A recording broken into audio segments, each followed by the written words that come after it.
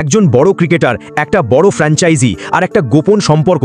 বন্ধুরা, আজকের ভিডিওটা একদম শেষ পর্যন্ত দেখতেই হবে, কারণ আজ এমন একটা ট্রেড নিউজ নিয়ে এসেছি যা আইপিএল 2026-এ কেকেআরের ভবিষ্যৎ পুরো বদলে দিতে পারে। কেএল রাহুল, হ্যাঁ সেই রাহুল যিনি লখনৌ থেকে বেরিয়ে এসেছেন, এখন দিল্লি ক্যাপিটালসে খেলছেন, আর এখন তার নাম জড়িয়ে গেছে কেকেআরের সঙ্গে। কিন্তু এটা কি সত্যি? কেকেআর কি সত্যিই রাহুলকে নিতে চাইছে? আর দিল্লি কি তাকে ছাড়বে? এই ট্রান্সফারটা শুধু একটা প্লেয়ার বদল নয়, এটা একটা ইমোশনাল জার্নি। রাহুল আর অভিষেক নায়ারের সম্পর্কটা শুরু হয়েছিল ইন্ডিয়ান টিম ক্যাম্পে। রোহিত শর্মা নিজে অভিষেককে দায়িত্ব দিয়েছিলেন, এই ছেলেটাকে ট্রান্সফর্ম করো।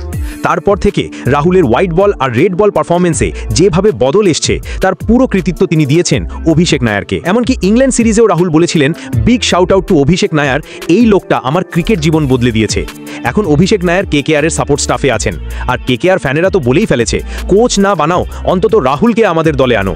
কারণ কেকেআরের দরকার একজন ক্যাপ্টেন, একজন উইকেট কিপার আর একজন ওপেনার, আর এই তিনটে রোল একসাথে দিতে পারে কেএল রাহুল। যদিও কেকেআরের কাছে ট্রেড করার মতো প্লেয়ার কম আছে, কিন্তু তারা চাইলে Venkatesh Iyer, Andre Russell, Gurbaz, Spencer Johnson বা মনীষ পান্ডের মতো কিছু প্লেয়ার রিলিজ করে ক্যাশ জোগাড় করতে পারে। তবে দিল্লির দিকেও তো ভাবতে হবে।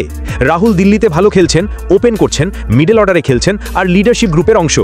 দিল্লির ওপেনিং কম্বিনেশন এখন ফ্যাফ দুপ্লেসি আর জ্যাক ফ্রেজার ম্যাগের ওপর নির্ভর করছে, যাদের ফর্ম বা বয়স নিয়ে প্রশ্ন আছে। তাই রাহুলকে ছাড়াটা তাদের জন্য রিস্ক। তবে একটা জিনিস পরিষ্কার, এই ট্রেডের মূল চাবিকাঠি অভিষেক নায়ার। যদি তিনি রাহুলকে কনভিন্স করতে পারেন, তাহলে হয়তো রাহুল নিজেই ফ্র্যাঞ্চাইজিকে বলবেন, আমাকে রিলিজ করো, আমি কেকেআরে যেতে চাই। তখন হয়তো একটা অল ক্যাশ ডিল বা মিনি অকশন বা সরাসরি ট্রেড কোনো না কোনোভাবে কেকেআর তাকে নিয়ে আসবে। কেকেআরের জন্য আদর্শ চয়েস ছিল সঞ্জু স্যামসন, কিন্তু যদি স্যামসন না আসে, তাহলে রাহুলই হতে পারেন সেই পারফেক্ট ফিট। এখন প্রশ্ন, দিল্লি কি তাকে ছাড়বে? আর কেকেআর কি সত্যিই এত বড় বাজি খেলবে? তোমার মতে কে হবে কেকেআরের জন্য সেরা চয়েস, সঞ্জু স্যামসন না কেএল রাহুল? আর দিল্লি কি রাহুলকে ছাড়বে? নিচে কমেন্ট করে জানাও। ভিডিও ভালো লাগলে লাইক করো, শেয়ার করো, আর সাবস্ক্রাইব করতে ভুলে যেও না।